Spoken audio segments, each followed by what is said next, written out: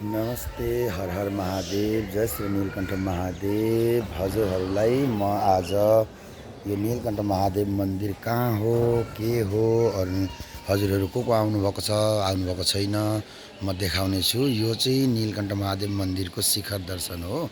हजुरहरूले देख्न सक्नुहुनेछ, यो चाहिँ पछाडि भाग जुन देखिनु हुँदैछ यो शिखर हो र यो चाहिँ नीलकण्ठ महादेव भनिन्छ, जहाँ चाहिँ भगवानले समुद्र मन्थनमा जुन कालकुट नामको जहर निक्लेको थियो नि, त्यही चाहिँ भगवानले पान गर्नुभएको थियो र यहीँ आएर 60,000 वर्ष तप गर्नुभएको थियो। यो जुन पहाड देख्नुहुँदैछ हजुरहरू, यो मणिकुट पर्वत भन्छन् यसलाई चाहिँ।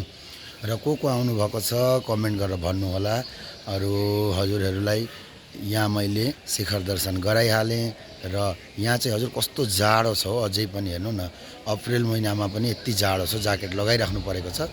हजुरहरूको त्यहाँ त कस्तो छ कमेन्ट गरेर भन्नुहोला।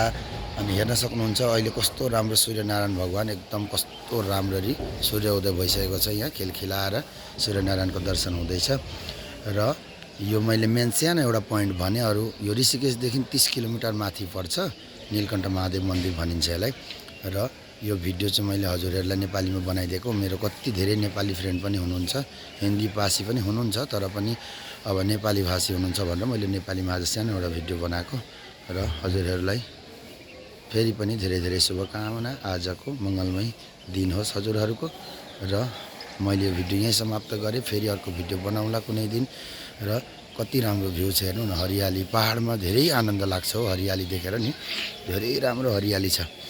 र हजुरहरू भिडियो कस्तो लाग्यो भन्नु होला। ओम नमः शिवाय कमेन्टमा लेख्नु होला। हर हर महादेव।